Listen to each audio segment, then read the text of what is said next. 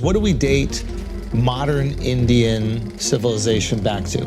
Is it 5,000 years since ago? the Indus 4,000. Yeah, since the discovery of the Indus Valley civilization, we have to accept that civilization in India is at least 5,000 years old.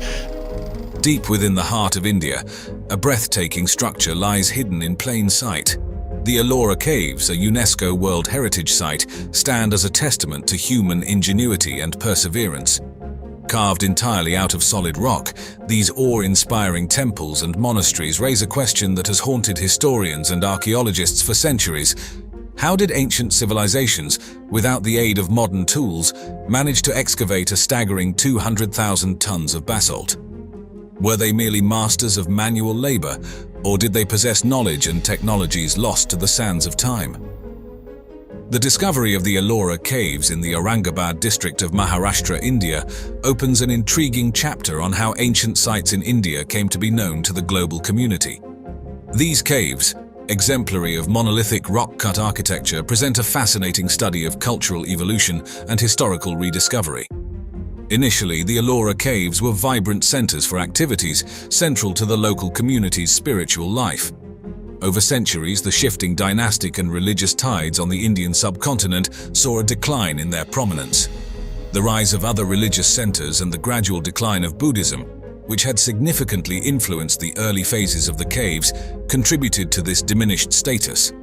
As political instability grew, the caves' roles evolved, resulting in decreased usage. Interestingly, this period of obscurity helped in preserving the Ellora Caves.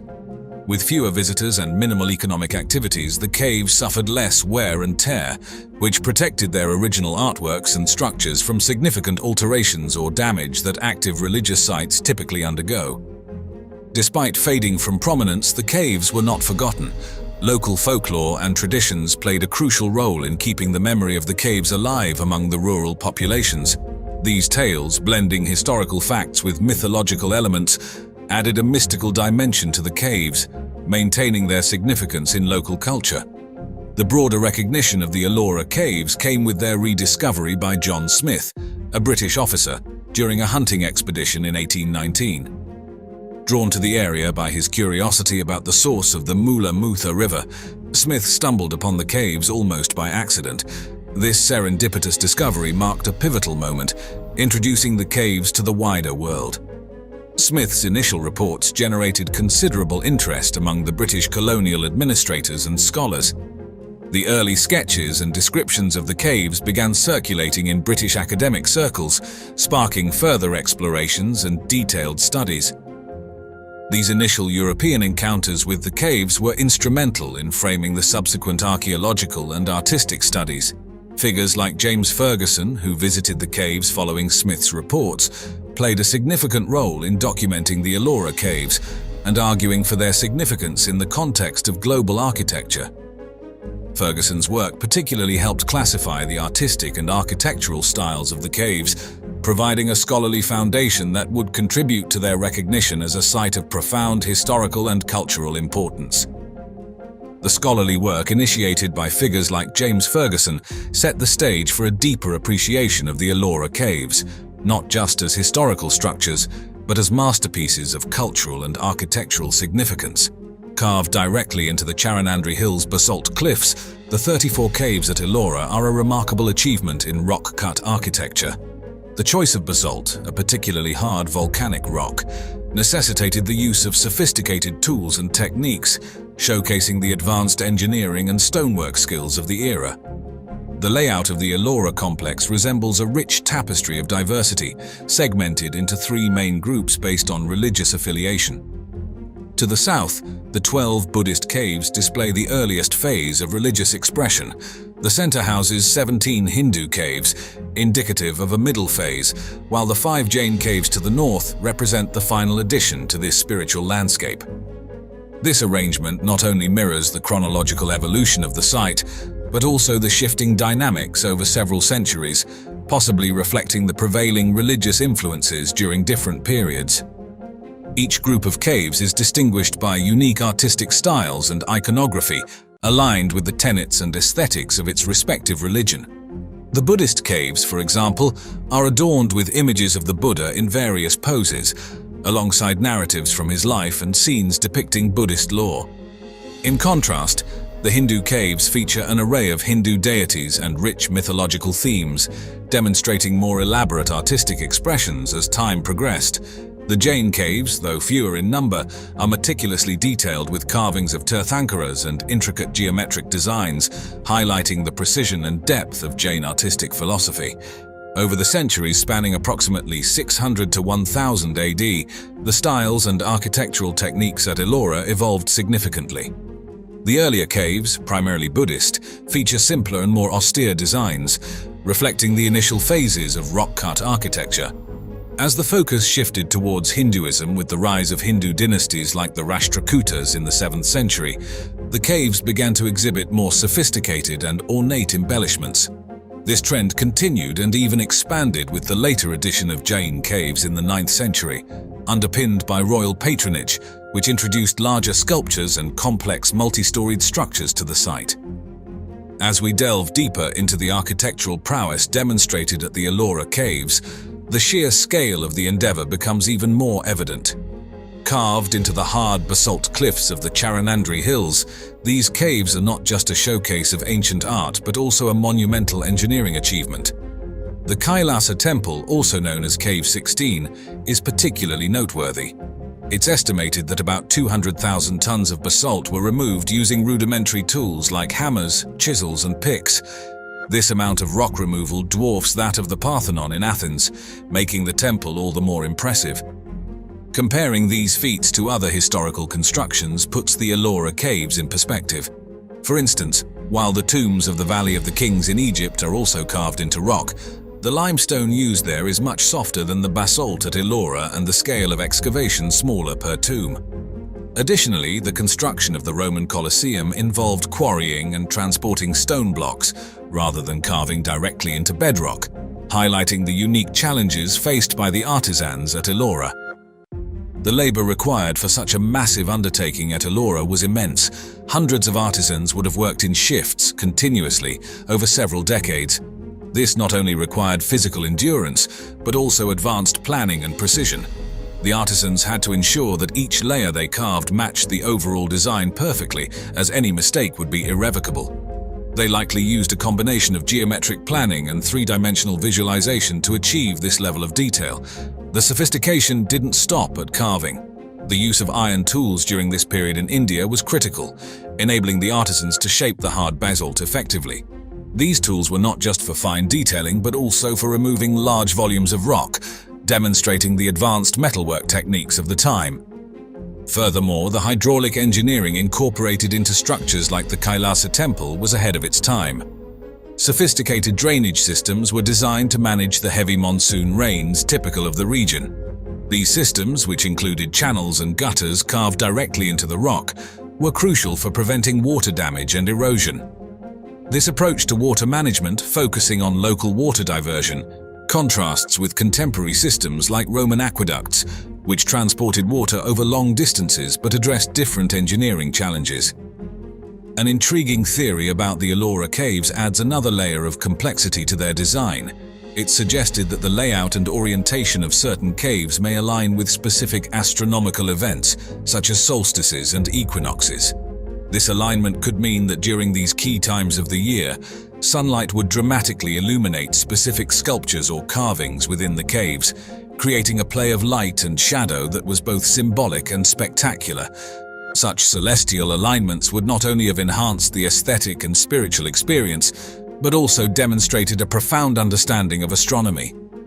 As we further explore the complexities and grandeur of the Allora caves, it becomes clear that their art and iconography are as diverse and profound as the engineering feats behind their construction. The Buddhist caves, far from being mere retreats, are vibrant narrative canvases that tell the story of Buddha's life and teachings through detailed sculptures and architectural designs. Cave 10 is a prime example, featuring a large stupa overlooked by a colossal statue of Buddha in a preaching pose.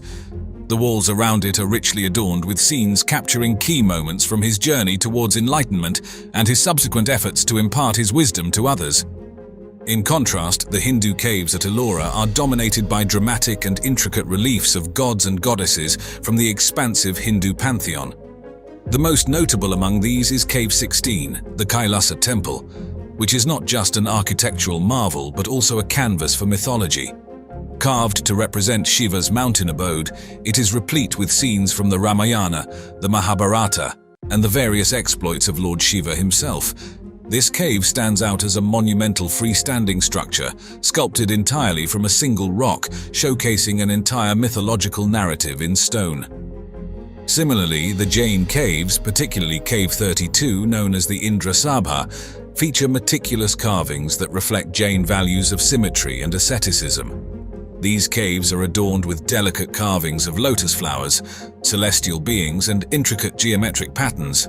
The detailed depictions of the Tirthankaras in various poses of meditation and teaching further emphasize the Jain philosophical outlook and its emphasis on tranquility and enlightenment. Drawing an interesting comparison, the nearby Ajanta caves, although similar in being a rock-cut complex, present a different artistic and functional focus. Exclusively Buddhist, the Ajanta caves primarily served as monasteries and prayer halls, and are renowned for their exquisite wall paintings and sculptures that depict scenes from the Buddha's life and the Jataka tales. Unlike Allora, Ajanta features caves with horseshoe-shaped facades and lacks the architectural diversity seen in Allora. Each cave at Ajanta is dedicated to a single tradition, whereas Ellora presents a more eclectic architectural panorama, including the astonishing Kailasa Temple. This diversity at Ellora not only highlights a broader spectrum of life, but also showcases the evolution of rock-cut architecture from purely monastic uses to elaborate temples and intricate pilgrimage sites, carved into the face of the same mountains. It's just that we still haven't explored in India. I don't know why, for what reason we stopped the exploration, after the discovery of Dwarka. Even that wasn't fully explored, I feel. And there is a lot more that can be done. So Graham Hancock did do a lot of good work in finding out some of these, lost arcs of civilization, along our coast. But that being said, there's also an evolution in the mindset of humanity. Imagine uncovering an ancient masterpiece so intricate and grand that it defies modern understanding. Today we dive deep into the Ajanta caves in India, a breathtaking collection of 30 rock-cut monuments carved with such precision that it seems impossible they were created without modern machinery. How did ancient artisans achieve such perfection? Join us as we unravel the mysteries of these incredible caves and explore the techniques that challenge everything we know about ancient engineering and artistry. The Ajanta caves, nestled in the western Ghats of Maharashtra, India, are a stunning collection of rock-cut monuments dating from the 2nd century BCE to about 480 CE. Renowned for their exquisite paintings and sculptures, these caves are considered masterpieces of Buddhist religious art. They were discovered in 1819 by John Smith, a British cavalry officer, who stumbled upon the caves while hunting tigers. As he entered one of the caves, he found a magnificent complex adorned with intricate carvings and vivid frescoes. Smith's serendipitous discovery brought the caves to international attention, sparking extensive archaeological studies and conservation efforts. The Ajanta caves consist of 30 caves, each serving as a monastery or a temple for Buddhist monks. These caves were meticulously excavated from a horseshoe-shaped cliff along the Waghora River, using the natural rock formations to create an elaborate architectural ensemble. The effort involved in creating these structures is truly astounding, reflecting a blend of artistic vision and engineering prowess. The walls and ceilings of the Ajanta caves are adorned with murals depicting various Jataka tales, stories about the previous lives of the Buddha. These paintings illustrate scenes from the Buddha's life, his teachings, and Buddhist cosmology. The use of vibrant colors, intricate details, and expressive figures showcases the high artistic standards of the period. The murals not only serve a decorative purpose, but also provide educational insights into Buddhist philosophy and morals. In addition to the paintings, the caves feature numerous sculptures, including life-size statues of the Buddha, bodhisattvas, and other religious figures. These sculptures are intricately carved, capturing delicate expressions and detailed features. The craftsmanship displayed in these sculptures is a testament to the skill and dedication of the artists who created them. Each figure is rendered with a profound sense of grace and serenity, embodying the spiritual ideals of Buddhism. These caves can be divided into two main groups based on their construction periods. The earlier phase, dating from the 2nd century BCE to the 1st century CE, consists of simpler cave structures with less elaborate decoration. In contrast, the later phase from the 5th century CE features more complex and intricately decorated caves, reflecting the evolution of artistic and architectural techniques over several centuries. Chaitya halls are large, vaulted spaces designed for congregational worship, each typically housing a stupa at one end. The most notable Chaitya hall is Cave 26, which contains a grand stupa and a large reclining Buddha statue representing his parinirvana, or final nirvana after death. This cave is distinguished by its elaborate carvings and the sheer scale of its main chamber, which measures approximately 25 meters in length, 15 meters in width, and 11 meters in height. The stupa itself is a prominent feature, designed to inspire reverence and devotion among worshippers.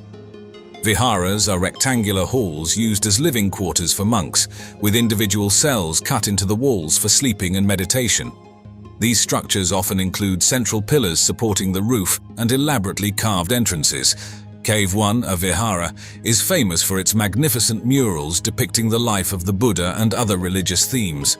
This cave measures about 35 meters in length, 20 meters in width, and 15 meters in height, and includes several intricately decorated pillars and a sanctum with a seated Buddha. The Ajanta caves are filled with decorative elements such as pillars, reliefs, and intricate facades. These elements are not only aesthetically pleasing, but also reflect the religious and cultural themes prevalent during the time of their creation. The detailed carvings often depict scenes from the Jataka tales, which are stories about the previous lives of the Buddha, as well as various deities and symbolic motifs. The Ajanta caves were carved out of the volcanic basalt rock of the Deccan Plateau. The size and weight of the stone blocks used in the construction vary greatly, with some of the larger sculptures and architectural features weighing several tons. The basalt rock was quarried using simple tools such as chisels, hammers, and picks. The process involved cutting grooves into the rock face and then carefully removing the stone blocks. This method allowed the artists and craftsmen to work directly on the rock face, carving the caves and sculptures in situ. The precision required to create these detailed carvings was achieved through meticulous planning and execution, highlighting the advanced skills of the ancient artisans. Since the caves were carved directly into the cliff face, there was minimal need for transporting large stone blocks over long distances. However, moving smaller stones and debris out of the caves would have required significant manual labor. Workers likely used baskets, sledges, and simple pulleys to remove the excavated material. The construction process was labor-intensive and required the coordinated efforts of many individuals over several years. The excavation of the Ajanta caves involved the removal of an enormous volume of basalt rock. It is estimated that to create these elaborate cave structures, approximately 200,000 to 250,000 cubic meters of rock were removed. This massive excavation required coordinated efforts over several centuries, reflecting the dedication and skill of the craftsmen and laborers. One theory about the disposal of the excavated materials suggests that the debris was dumped into the Waghora River, which flows beneath the cliffs. The river would have carried away the smaller fragments, while the larger pieces might have been used to create terraces or platforms around the cave complex, aiding in construction and providing support for scaffolding. This natural disposal method would have helped manage the vast quantities of waste material generated during the excavation process. An interesting comparison can be made between the Ajanta caves and the Ellora caves, also located in Maharashtra. Both are rock-cut cave complexes, but while Ajanta primarily focuses on Buddhist themes, Ellora features a mix of Buddhist, Hindu, and Jain monuments. The Kailasa temple at Allora, a monolithic rock excavation, is particularly noteworthy. Like Ajanta, the amount of rock removed at Allora is staggering, estimated to be about 200,000 tons.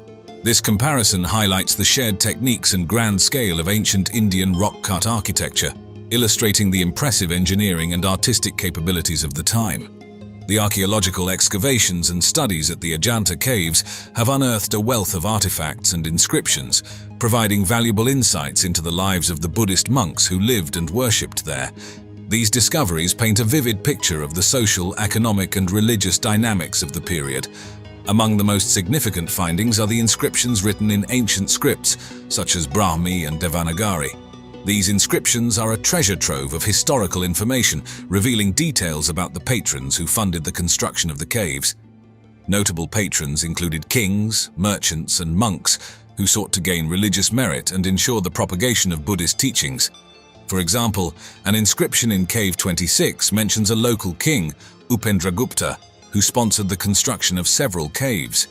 These inscriptions highlight the involvement of various social classes in the creation of the caves and provide dates and context for the construction phases. Various artifacts, including pottery, tools, and coins, have also been discovered at the site. Pottery shards found at Ajanta suggest that the monks engaged in everyday activities such as cooking and storage. Tools discovered include chisels and hammers made from iron, which were used for carving the intricate sculptures and architectural elements. Coins from different periods provide evidence of the trade and economic activities that took place in the region, reflecting the prosperity and connectivity of the area. An interesting comparison can be made between the Ajanta caves and the Mogao caves in China, also known as the Caves of the Thousand Buddhas. Both sites are significant for their extensive collections of Buddhist art and their roles as important centers of pilgrimage and monastic life. The Mogao caves, located near Dunhuang on the ancient Silk Road, were carved into the cliffs of the Gobi Desert and contain a vast array of murals, sculptures, and manuscripts dating from the 4th to the 14th centuries. While Ajanta is renowned for its vibrant murals and intricate sculptures, the Mogao caves are noted for their extensive manuscript collections, including the famous Diamond Sutra, one of the oldest printed books in the world. Both sites reflect the spread and adaptation of Buddhism across different cultures and geographies, showcasing the diverse artistic and religious expressions within the Buddhist tradition. The comparison highlights the shared heritage of Buddhist art and the unique regional variations that developed over time. Imagine a city carved from the heart of a mountain, a labyrinth of tombs etched into towering cliffs, colossal underground chambers, silent witnesses to an ancient power. Across the globe, from the deserts of Jordan to the forests of Japan, humanity has ventured into the darkness, leaving behind enigmatic monuments that defy explanation. Who were these ancient architects, mastering stone with a precision that rivals modern technology? What drove them to conquer the subterranean world, transforming caves into cities and cliffs into canvases for their civilizations? Join us as we descend into the mysteries of Petra, Oya, Miadani, and Lysia, and unearth the secrets buried beneath our feet. This is the story of the caves that whisper forgotten tales, a journey into the deep where the past is waiting to be revealed. Imagine standing before a colossal cliff face, the entrance to a world carved by hands long since turned to dust. Who were the ancient people capable of transforming solid rock into sprawling underground cities and monumental tombs? What secrets did they bury within these mysterious caves that continue to captivate our imaginations today? Deep in the desert of southern Jordan lies Petra, a city carved entirely from rose-red sandstone cliffs. As you journey through the Siq, a narrow gorge flanked by walls reaching up to 80 meters high, anticipation builds with every step. Suddenly, the passage opens to reveal Al-Khazneh, the treasury, a magnificent facade standing 40 meters tall and 28 meters wide, intricately carved over 2,000 years ago.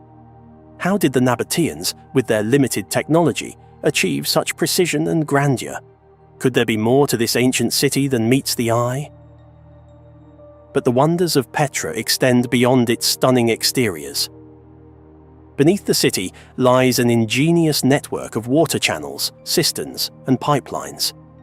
In a harsh desert climate with minimal rainfall, the Nabateans engineered a system that captured and stored water, transforming Petra into a thriving oasis capable of supporting up to 30,000 people. Recent discoveries have unveiled complex hydraulic engineering rivaling modern systems. Could their mastery of subterranean engineering be the true secret to their success? Halfway across the world, hidden beneath the forests of Japan, lies another enigma. In 1919, workers stumbled upon the Oya stone quarry, a vast underground complex stretching over 20,000 square meters. Walking through its colossal chambers, with ceilings soaring up to 30 meters high, one can't help but feel dwarfed by the sheer scale. The walls are remarkably smooth, the angles precise. How did ancient workers, supposedly using only primitive tools, create such a monumental subterranean space? Are there lost techniques or forgotten knowledge that enabled them to achieve such feats? Not far from Oya, the Miyadani quarry presents an even greater mystery. Gigantic stone blocks, some weighing over 500 tons, lie abandoned as if the workers vanished without a trace. Modern machinery would struggle to move such weights. What methods did the ancients plan to use to transport these megaliths? Some speculate about lost technologies or even extraterrestrial assistance. Is it possible that these underground endeavors hint at a forgotten era of advanced engineering? Turning our gaze to the rugged landscapes of southwestern Turkey, we find Lysia, a land where the living and the dead shared the same cliffs. In 1838, British archaeologist Sir Charles Fellows uncovered cities long abandoned, their tombs carved high into the rock faces. The Lycian tombs of Myra mimic wooden architecture, adorned with intricate reliefs depicting heroes, gods, and scenes of daily life. The grandest of them all, the Nereid monument at Xanthos, rises nearly 12 meters high, resembling an Ionic temple. What compelled the Lycians to carve their legacies into the cliffs, creating cities of the dead more splendid than those of the living? The common thread weaving through these mysteries is humanity's relentless pursuit to conquer the underground, to carve sanctuaries, tombs, and entire cities from the very earth itself. But why did these ancient civilizations choose to delve deep rather than build upwards? Was it for protection, reverence, or a deeper connection to the divine? Could there be a universal impulse driving these cultures to transform the subterranean world? In Petra, recent discoveries suggest that the city's layout and structures may align with celestial events, hinting at a profound astronomical knowledge. On specific days, sunlight penetrates deep into certain chambers, suggesting intentional design to capture these moments. Could the Nabateans have designed their subterranean city to mirror the heavens, integrating cosmic significance into their engineering marvels? At the Oya and Miyadani quarries, mysterious markings on the walls, symbols, and patterns have led some to believe these sites had purposes beyond mere resource extraction. Some believe they align with celestial bodies, suggesting astronomical significance or spiritual rituals. Are these quarries evidence of a civilization with knowledge surpassing what we attribute to that era? Could there have been a lost civilization in Japan that shared knowledge across continents? In Lysia, the cliffside tombs reflect a deep connection to the afterlife. The Lycians used iron and bronze tools to carve intricate monuments directly into the rock, showcasing advanced artistry and engineering. Their society blended indigenous traditions with influences from neighboring cultures, yet their reasons for such monumental subterranean endeavors remain enigmatic. Did they believe that carving into the rock brought them closer to their gods, or was it a way to eternalize their presence on Earth? Could their tombs have been designed to connect the earthly realm with the celestial? While mainstream scholars attribute these feats to human ingenuity, manpower, and simple tools, the mysteries persist. How did disparate civilizations, separated by vast distances and lacking apparent communication, develop such similar architectural wonders underground? Is there a universal human impulse driving them to sculpt the subterranean world, or are we missing pieces of a larger puzzle? As we piece together clues from Petra, Oya, Miyadani, and Lysia, we begin to see a tapestry of human endeavor that transcends time and geography. These ancient caves are not just architectural feats, they are testaments to the ingenuity, beliefs, and aspirations of the people who built them. They challenge us to reconsider our understanding of human history and the capabilities of our ancestors.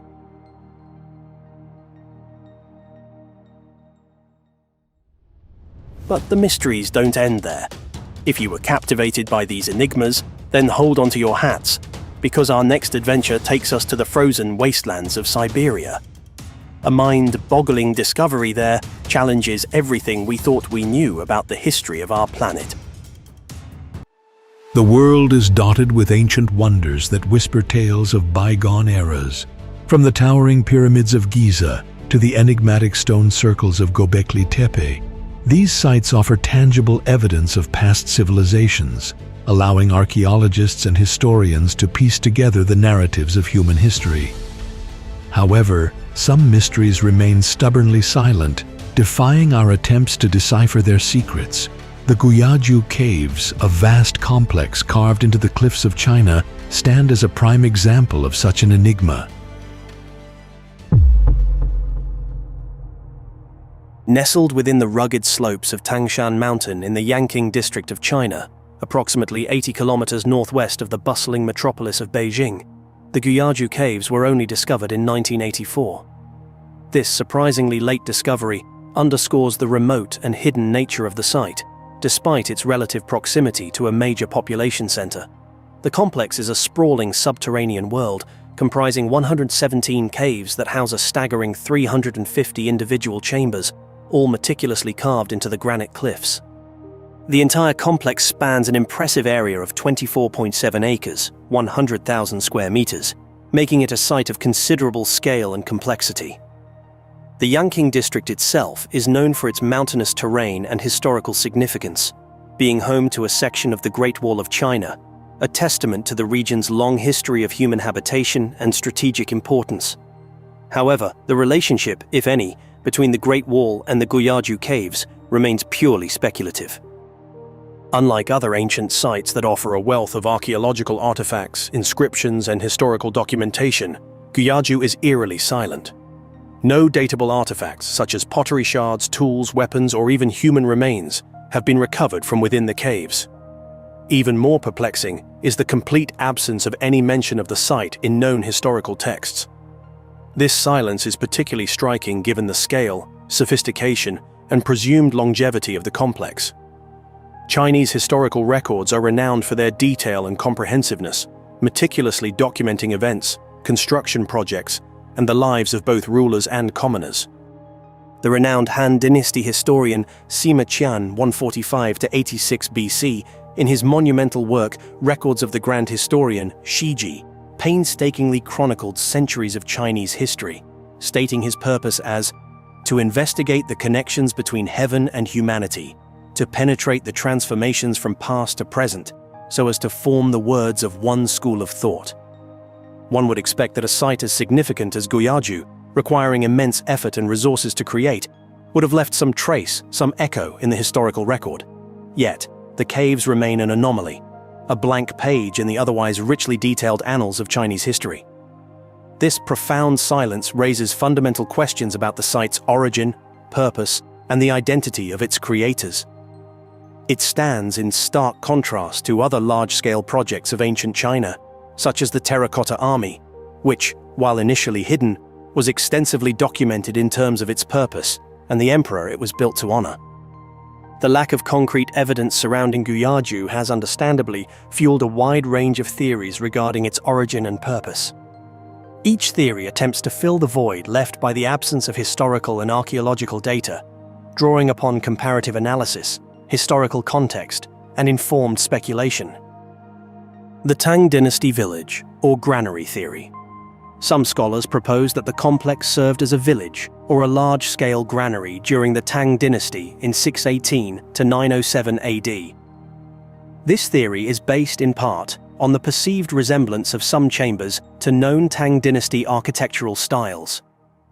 The Tang Dynasty was a period of great prosperity and cultural flourishing in China, marked by significant advancements in agriculture, infrastructure, and urban planning. However, no definitive evidence linking Guyaju to the Tang period has been found. The Han Dynasty military garrison theory. Others suggest that Guyaju was a military garrison constructed during the Han Dynasty 202 BC to 220 AD. This theory draws upon the strategic location of the site in a mountainous region and the presence of features that could be interpreted as defensive in nature. The Han Dynasty was a period of significant military expansion and the construction of fortifications along the empire's borders, particularly in the north to defend against nomadic incursions.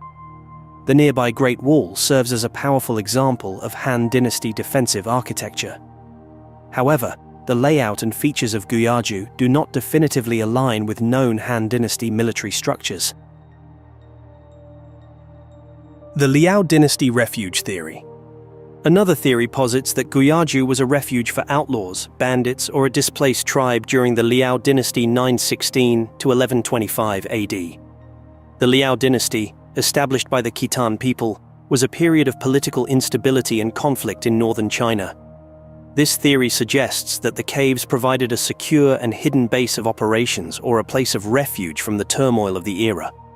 While plausible, this theory, like the others, lacks concrete supporting evidence. It's possible the caves served multiple purposes over many centuries. Despite the mystery surrounding their origin and purpose, the chambers within the Guyaju complex exhibit a remarkable uniformity of design, suggesting a well-planned and organized construction effort carried out over a significant period. Most chambers appear to have been designed as dwellings, bearing a resemblance to cave dwellings found in other parts of the world. Notable examples include the troglodyte dwellings of Cappadocia in Turkey, the Sassi of Matera in Italy, and various cave settlements in Spain.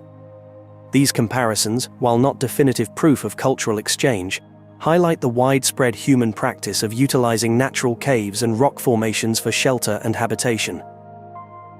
The chambers at Guyaju are predominantly square or rectangular in shape, although some exhibit a circular design.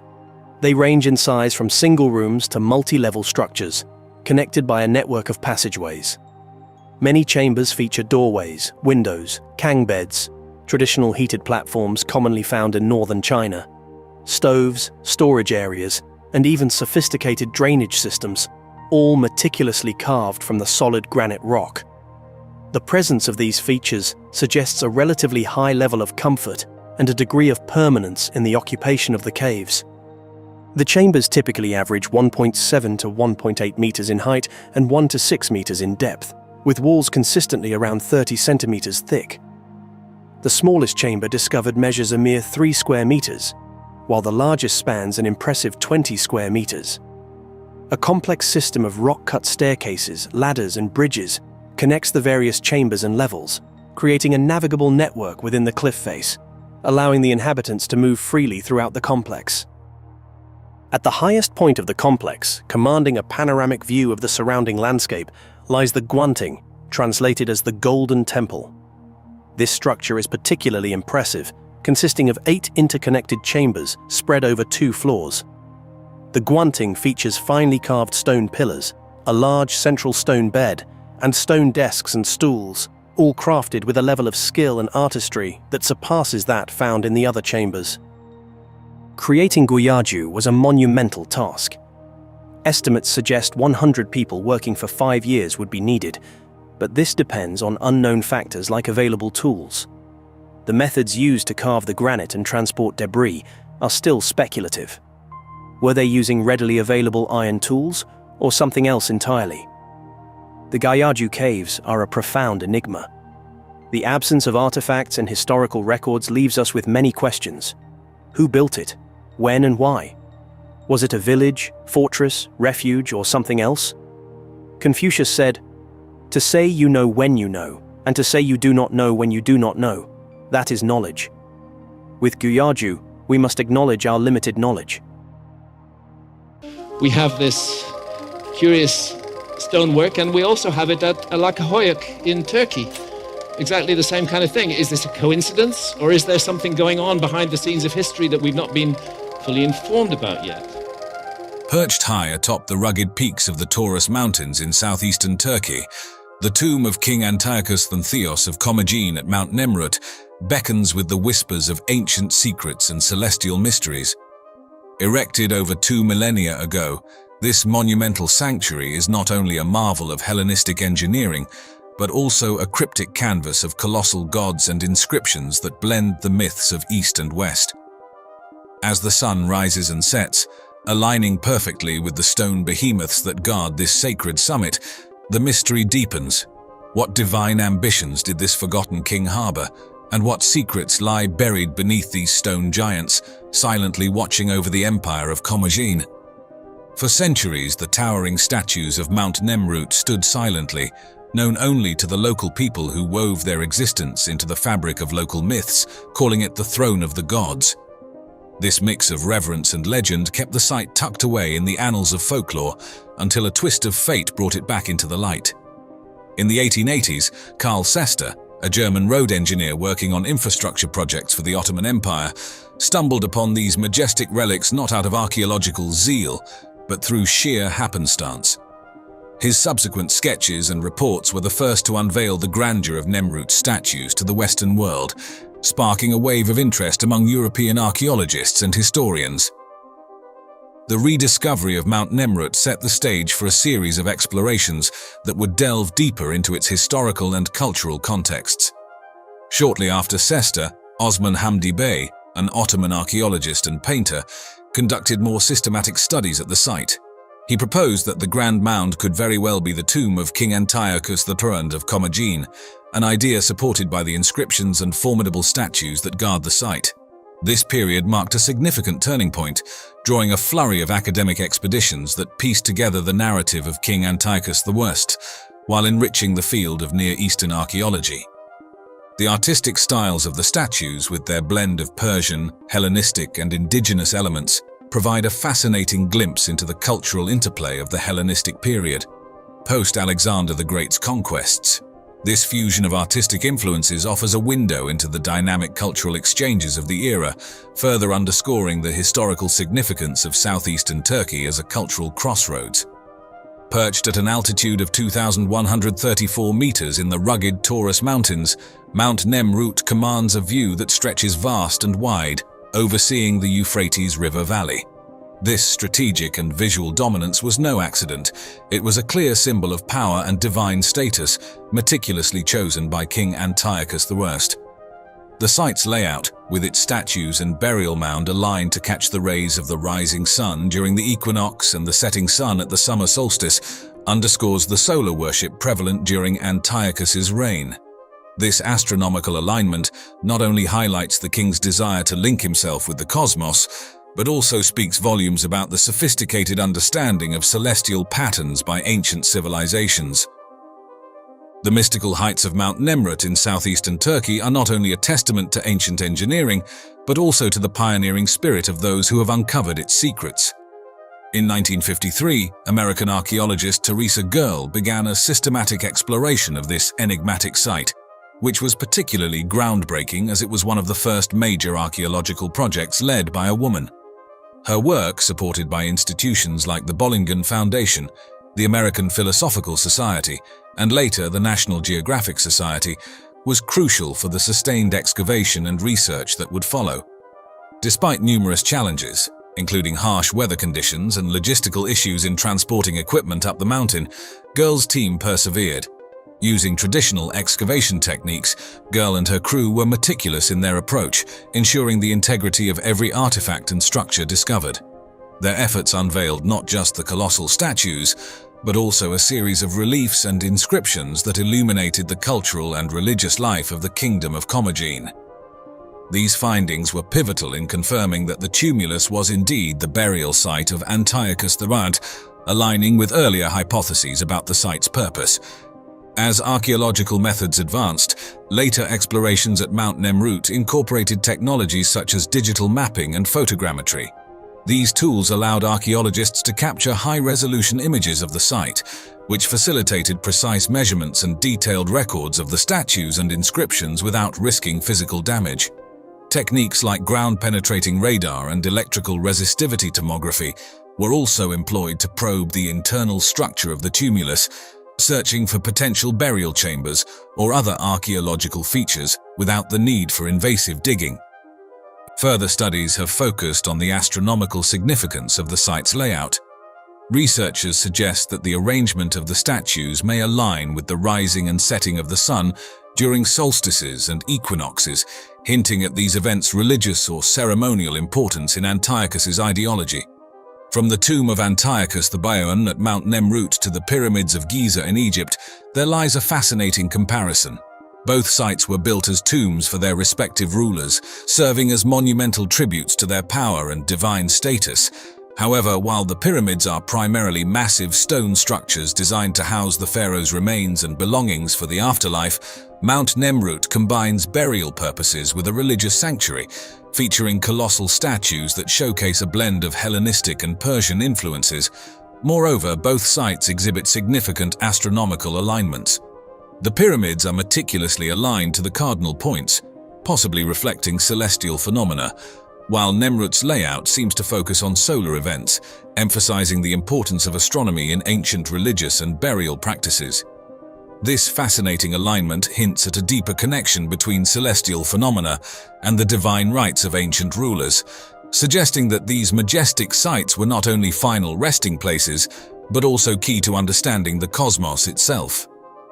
The artifacts and inscriptions unearthed at Mount Nemrut serve as crucial pieces in piecing together the reign of Antiochus the Bontheos and the syncretic fabric of the Commagene kingdom. It's truly fascinating how these discoveries offer deep insights into his ambitions and ideological foundations.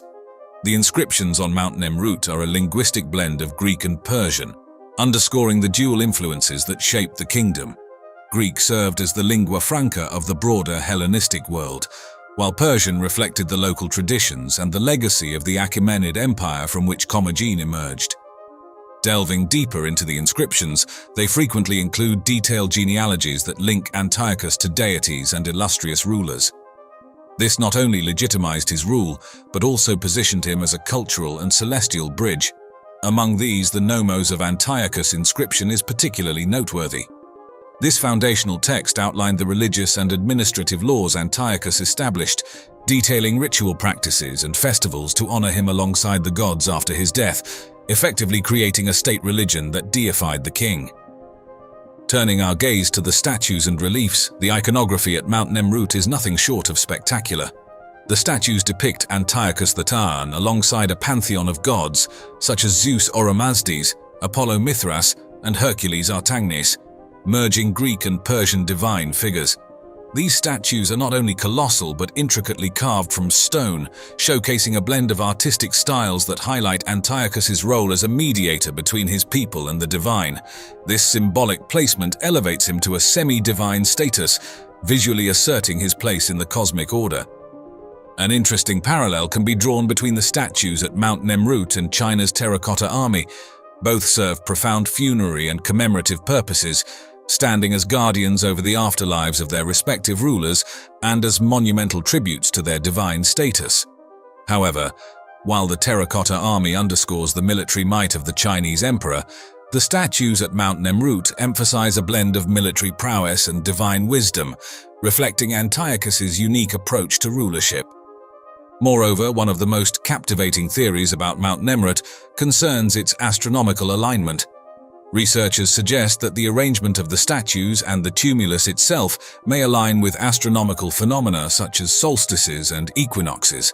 This alignment might mark significant dates like Antiochus's birthday or coronation day, or serve to highlight seasonal festivals that reinforced his divine kingship. There was a Spanish traveler who crossed the entire width of South America. And on the way, he reported seeing huge cities. Within 100 years, other Spaniards were in there exploring. They couldn't find the cities. I think that we are dealing with a lost civilization that was shamanistic in its basis. And they're only being found now. Deep in the high, rugged terrain of the Sacred Valley, the Temple of the Sun at Ollantaytambo stands as a marvel of ancient engineering. The temple's most awe-inspiring feature is undoubtedly the Wall of the Six Monoliths, composed of enormous stones weighing tens of tons each. The mystery of how these massive stones were transported to such an elevated location without modern technology continues to baffle scientists, historians, and archaeologists alike. Some people think that the answer is extraterrestrial visitors. I don't think that's the answer, but who knows? While theories abound, from the use of log rollers and ramps to the sheer force of human and animal power, the exact methods remain a subject of speculation and admiration. Incredible megaliths there, which archaeology gives entirely to the Incas, even though the Incas themselves recognized and honored the work of predecessors. The discovery of the Temple of the Sun in Ollantaytambo within the Sacred Valley is a proof to the blend of local wisdom and global scholarly interest that has illuminated many Incan sites to the world. This particular site's journey into modern awareness began in earnest during the 19th century and gained significant momentum from the explorative zeal of the early 20th century. Notable figures like Hiram Bingham, known for bringing Machu Picchu to global attention in 1911, played a crucial role in setting the stage for the exploration, even though he wasn't directly involved in its discovery. The first detailed accounts emerged from the efforts of explorers like Sir Clements Markham in the late 19th century. These early explorers documented the Inca trails and their connecting sites, marveling at Ollantaytambo's grandeur and intricate stonework while noting its potential significance. By the 1920s and 1930s, more thorough expeditions were conducted. Both Peruvian and international teams worked to catalogue the ruins using early photographic techniques, which helped to create detailed records that would prove invaluable for both restoration and further study. If you wish to pass information to a distant future, you wouldn't be smart to just write it down. How can we know that our script is going to be readable by any other culture, let's say 10,000 years in the future? The mid-20th century brought a surge of archaeological interest that introduced more scientific methods to the study of this ancient site. Beginning in the 1950s, archaeological teams started applying rigorous scientific techniques to their excavations, notably during the 1960s under the direction of American archaeologist John Rowe. His work was pivotal in contextualizing Ollantaytambo within the broader narrative of the Inca Empire's expansion and religious practices. These teams made significant technological advances, employing early photographic equipment and, later on, more sophisticated imaging techniques to analyze the alignment of the temple's stones. This was especially important for understanding the temple's role in relation to astronomical events, such as the solstices, which held considerable significance in Inca cosmology. On the summer solstice, you're going to see the sun rising far to the north of east. Go there on the winter solstice, you're going to see it far to the south of east. The local Quechua communities also played an essential role in the rediscovery and understanding of the Temple of the Sun. Their oral histories and legends, passed down through generations, spoke of the temple's celestial alignments and its role in Inca rituals. These stories often provided the missing links in understanding the site's function, highlighting the significance of specific stone placements and their relationship to Inca astrology. On many occasions, local stories guided archaeologists to specific parts of the site that had been overlooked or misunderstood. For instance, the legend of the Path of the Sun helped researchers identify and understand the importance of certain architectural lines that align with the sun during the winter solstice, further enriching our understanding of this magnificent site. That advanced civilization emerged out of shamanism itself. Shamans are very observant of the cosmos and of what is going on. Continuing our exploration of Ollantaytambo's fascinating features, let's delve into the marvel of the Wall of the Six Monoliths. This structure is a stunning testament to Inca engineering and architectural skill, comprising 6 massive stones each carved with incredible precision. The craftsmanship is so meticulous that the joints between the stones are practically invisible, often said to be so tight that not even a piece of paper can slide through. The construction process of this wall was no small feat. The Incas employed sophisticated stoneworking techniques honed over generations. The stones, sourced from quarries several kilometers away, required a complex logistical effort to transport. While the exact methods remain a subject of debate among historians, theories include the use of log rollers, llamas, and substantial human labor. Upon arrival at the site, these stones were shaped with great care to fit together seamlessly, using a technique known as ashlar masonry, which involves cutting stones to fit without the need for mortar. This not only enhanced the wall's aesthetic and structural integrity, but also its resilience against the region's frequent earthquakes. Understanding the geological and architectural principles was crucial for the construction of such a structure. The Inca builders meticulously selected types of stone for their durability and resistance to weathering. The strategic alignment and interlocking of the stones added to the wall's stability, effectively distributing seismic forces across the structure rather than concentrating them at any single point. Adding to the mystique of the Temple of the Sun is its status as an unfinished monument. The construction was abruptly halted, marked by a chaotic scene where tools and materials were left scattered around the site. Large, partially carved stone blocks still lie around the site, painting a vivid picture of a sudden and dramatic cessation of work. This snapshot in time provides a unique window into the Inca construction techniques and the meticulous planning that characterized their building processes. Is knowledge preserved and passed down through the ages? Yes, I think it is. To truly appreciate the enormity of the Wall of the Six Monoliths, consider that each stone could weigh as much as 50 tons. This scale is comparable to the weight of 10 large African elephants or about 35 compact cars. Such comparisons not only highlight the ingenuity of the Inca builders, but also help us grasp the sheer scale of their architectural achievements. While exploring the impressive architectural feats of the Incas, another fascinating element at Ollantaytambo is the water mirrors near the Temple of the Sun. These reflective pools serve as a testament to the Incas' refined engineering and deep astronomical knowledge. Crafted to manipulate natural elements for both practical and ceremonial purposes, these water mirrors showcase a profound understanding of the environment. The design of these water mirrors was both ingenious and purposeful. The bases were made of flat, smooth stones polished to a high sheen, enhancing their reflective properties. The edges of the pools were lined with precisely cut stones, ensuring the water remained still and perfectly mirrored the sky above. The primary function of these mirrors was to observe and track celestial bodies, aiding the Incas in determining critical agricultural and calendrical periods. Such observations were vital for the timing of crop plantings and harvests, as well as for setting the dates of various religious festivals and ceremonies. The Incas demonstrated advanced hydraulic skills in constructing these water mirrors. They expertly channeled water from nearby rivers or springs through a complex system of aqueducts, ensuring a continuous flow into the mirrors throughout the year.